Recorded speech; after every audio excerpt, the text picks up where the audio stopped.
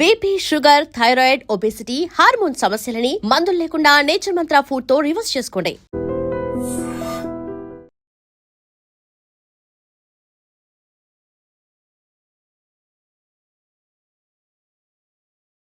కాకపోతే ఈ వీడియోలు కనిపిస్తున్నాయి, సోషల్ మీడియాలో తిరుగుతున్నాయి, అవన్నీ కరెక్ట్ కాదా? బీఆర్ఎస్ పార్టీకి ఉన్న ఆస్తే సోషల్ మీడియా, ఏమీ లేదు వాళ్ళకు ఉంది ఓన్లీ సోషల్ మీడియా. ట్విట్టర్ మీద కేటీఆర్, హరీష్ రావు ఈ రాతలు, ఏది ఉత్తరాలు, కాకి ఉత్తరాలు రాసినట్టు రాసుడు, ప్రజల్ని తప్పుదో పట్టిస్తారు. మీరు ఒకటే చెప్పండి, కేసీఆర్ అనే వ్యక్తి 23 ఎన్నికల తర్వాత, 24 ఎన్నికల తర్వాత, 26 ఎన్నికలే సింబల్.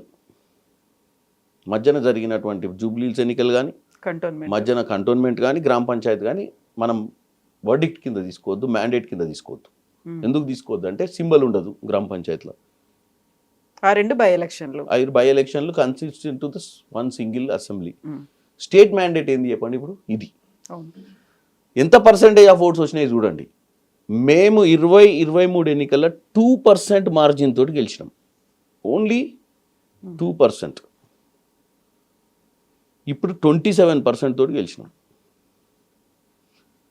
మ్యాండేట్ పెరిగింది.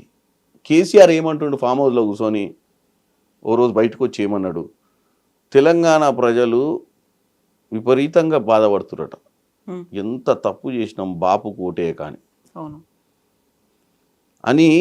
నిన్న నేను సామెత చెప్పిన, కృష్ణశాస్త్రి ఒక కవి, కృష్ణశాస్త్రి ప్రజాకవి, అంటే కృష్ణశాస్త్రి సోకాల్డ్ ఈ హిమ్సెల్ఫ్ పోర్ట్రేడ్ యాజ్ ప్రజా సమస్యల మీద కవిని అని. కానీ ఆయన కవి ప్రజా సమస్యల మీద, ఆయన సమస్యల మీద ప్రజల సమస్యలు అనుకొని అవే కవిత్వాన్ని రాసి ప్రజలు ఇట్లా ఫీల్ అవుతారు అని చెప్పినటువంటి వ్యక్తి కృష్ణశాస్త్రి. కృష్ణశాస్త్రి సొంత సమస్యలను ప్రజా సమస్యలు అనుకోండు, ఈయన ఫీల్ అయ్యేదల్లా ప్రజలు ఫీల్ అవుతారు అనుకోడు. ఇంకో కవి ఉన్నాడు శ్రీశ్రీ, వాస్తవంగా ప్రజల్లో ఉన్న ఇబ్బందులను తీసుకొచ్చి కవిత్వాన్ని రాసి చైతన్యవంతుల్ని చేసిండు. ఈయన కృష్ణశాస్త్రి లాంటోడు. ఈయన ఫామ్ హౌస్లో ఈయన ఫీల్ అయ్యేది ప్రజలు కూడా అట్లా ఫీల్ అవుతారు అని ఈయన ఇమాజినేషన్ అది. ప్రజలు పాపం అన్నం తింటురో లేదో నాకు ఓటేయక, ప్రజలు 3 పూటలు బతుకుతారు, ప్రజలు బట్టలు కట్టుకుంటురో లేదో, ప్రజల పిల్లలు చదువుకుంటురో లేదో, రాష్ట్రం ఎటుపోతుంది, ఎందుకంటే బయటకు వస్తలేడు కదా, అంతర్మదనం పడుతుండు ఎట్టోడిపోయినా అని తెలియక. ఆ ఫ్యాన్ చూసుకుంటా వంటుండ్రు రోజు, దాంట్లోనే అన్ని చక్రాలు తిరుగుతున్నాయి ఆయనకు. జనం ఏమనుకుంటారు, అదేమనుకుంటారు అని చెప్పి బయటకు వచ్చి జనమంతా బాధపడుతున్నారు. ఆయన జనాన్ని కలిసింది లేదు, అసెంబ్లీకి వచ్చింది లేదు, జనం మధ్యన పోయింది లేదు, జన సమస్యలు తెలుసుకుంది లేదు, ఎవడు ఎట్లా బతుకుతో చూసింది లేదు. యాక్చువల్గా ఆయనంతలో ఆయన జైలు నిర్బంధం చేసుకుంటు, ఓటమి తర్వాత శిక్షించుకుంటు, నా 10 ఏళ్ళ అధికారంలో నేను ఏమేమి చేసినా రివీల్ చేసుకొని కుంగిపోతున్నాను. బ్రహ్మాండంగా నన్ను అసలు ముఖ్యమంత్రి చేసిరు కదా, మంత్రి పదవి అని చంద్రబాబు నాయుడు దగ్గర నుంచి వచ్చి ఏదో మాయమాటలు చెప్తే నాకు ముఖ్యమంత్రి పొజిషన్ ఇచ్చిర్రు, చక్కగా చేసుకుంటూ అయిపోయేది. ఈ పోరాగాలను అమెరికాలో ఉంచితేనే అయిపోయేది. ఈ అవలాగాలను తెచ్చుకున్నా నా మొత్తమే నా రాజకీయంగానే దెబ్బతీసిరు వీళ్ళు చేసిన దోపిడికి. Actual KCR compare to KTR, Harish Rao, వాళ్ళ కుటుంబ సభ్యుల సంతోష్ రావు, వీళ్ళందరూ, కవిత, వీళ్ళందరికంటే KCR is far better leader. అవునా? ఎందుకట్లా అంటే కరప్షన్ అంత ఎత్తున చేయాలనుకోరు, రాజకీయాల కోసం కరప్షన్ చేయాలనుకుంటారు, కానీ వీళ్ళు మొత్తం దాచుకుందామన్న ఆలోచనలు వీళ్ళు. మీరు ఒక్కటే గుర్తుపెట్టుకోండి, చంద్రబాబు నాయుడు మన జనరేషన్ల లీడర్. చంద్రబాబు నాయుడు, వైఎస్ రాజశేఖర్ రెడ్డి, కేసీఆర్, అంతకుముందు ఉన్న లీడర్లకైతే అసలే లేదు. ఎన్టీ రామారావు, నేదురుమల్లి జనార్దన్ రెడ్డి, కోట్ల విజయభాస్కర్ రెడ్డి, అసలు వాళ్ళే తలుచుకుంటే ఈ భూములు ఏముందండి, ఈ కోకాపేట ఏంది, ఈ హైటెక్ సిటీ ఏంది, మొత్తం ఆర్డీఓలను ఎంఆర్ఓలను పిలిచి మొత్తం రాయించుకుందరు కదా, రే గెట్లు కట్టుర్రా పోయాను. అప్పుడు ఆ రోజుల్లో ఏముండే, ఎవరికి చదవచ్చు, ఎవరికి తెలుసు రెవెన్యూ అంటే. బట్ రేవంత్ రెడ్డికి రియల్ ఎస్టేట్ మొత్తం తెలుసు అనేదే కదా. రేవంత్ రెడ్డి అనే వ్యక్తి రియల్ ఎస్టేట్ మొత్తం ఎందుకు తెలుసు అంటే, రేవంత్ రెడ్డి అనే వ్యక్తికి ఫ్యామిలీ బ్యాక్గ్రౌండ్ ఏం లేదు. ఆయన చేసుకున్న చిన్న సన్నగా హైదరాబాద్ వచ్చి, వనపర్తి నుంచి హైదరాబాద్ వచ్చి చిన్న స్థాయిగా జూబ్లీస్లో ఒక మెంబర్ అయ్యి చిన్న స్థాయి నుంచి వచ్చినప్పుడు ఏం వ్యాపారం చేస్తారు, రియల్ ఎస్టేట్ వ్యాపారమే చేసిండు ఆయన. రేవంత్ రెడ్డికి ఉన్న అడ్వాంటేజ్ ఏంటంటే ప్రపంచంలో అన్ని వెరైటీస్ చూసి వచ్చిండు.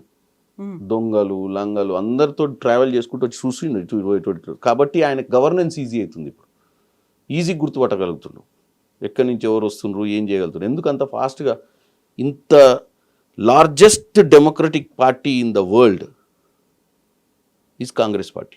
543 స్థానాలల్లో పోస్ట్ ఇండిపెండెన్స్లో ఫైట్ చేసేటువంటి పార్టీ కాంగ్రెస్ పార్టీలా 2017లో వచ్చిన తర్వాత 2023 కల్లా ముఖ్యమంత్రి కాగలిగిందంటే ఫోకస్డ్ కదా. ఈ understands politics far better than any other leader. ఏమంటారు మీరు, కింది స్థాయి నుంచి ఇప్పుడు లెగసీ ప్రకారం వచ్చే లీడర్కి ఏమైందంటే ఆల్రెడీ అంతా ఎస్టాబ్లిష్ అయినాక వచ్చి గద్దె మీద కూర్చుంటారు. గ్రౌండ్ ప్రిపేర్ అయి ఉంటుంది మొత్తం. కేటీఆర్ అనేటోడికి ఏం సంబంధం చెప్పండి సిరిసిల్లతోటి? ఎప్పుడన్నా సిరిసిల్లలో జెండా కట్టిండా? ఎప్పుడన్నా సిరిసిల్ల ఉద్యమంలో ఉండా? మహేందర్ రెడ్డి సిరిసిల్లాల కేసీఆర్కి కుడి భుజం లెక్క ఉండి ఉద్యమంలో పాల్గొన్న వ్యక్తి. డైరెక్ట్ అమెరికా నుంచి ఊడిపడి రాత్రి వచ్చి ఆయన బీఫామ్ కూడా బిక్కొని నిలబడ్డాడు. ఏం ఆట బీఫామ్ రానికి ఎన్ని కష్టాలు ఉంటాయి. ఇదే రేవంత్ రెడ్డి గారు కూడా 2004లో బీఫామ్ అడిగిండు. ఎక్కడి నుంచి? కల్వకుర్తి నుంచి. ఎందుకు లేదు? అదే కేసీఆర్ని అడిగిండు. అప్పుడు అలయన్స్ ఉండే, కాంగ్రెస్ అలయన్స్. జయపాల్ రెడ్డి ఒప్పుకోలే అప్పుడు, కల్వకుర్తి సీట్ ఇచ్చేదే లేదని. ఆయనకు తెలుసు ఒక బీఫామ్ రావాలంటే ఎంత కష్టంగా ఉంటుందో, ఎన్ని అడ్డంకులు ఉంటాయో సామాన్యునికి. సో రాజకీయాల experience make lot of difference. ఒక బీఫామ్ మీ ఇంటికి వచ్చుడు వేరు, ఒక బీఫామ్ కోసం మీరు 100 మంది దగ్గర పోయి బతలాడుకొని 1000 మంది కార్యకర్తలను మనల్ని బొందికి బీఫామ్ తెచ్చుకోవడం అనేది డిఫరెన్స్ ఉంటుంది.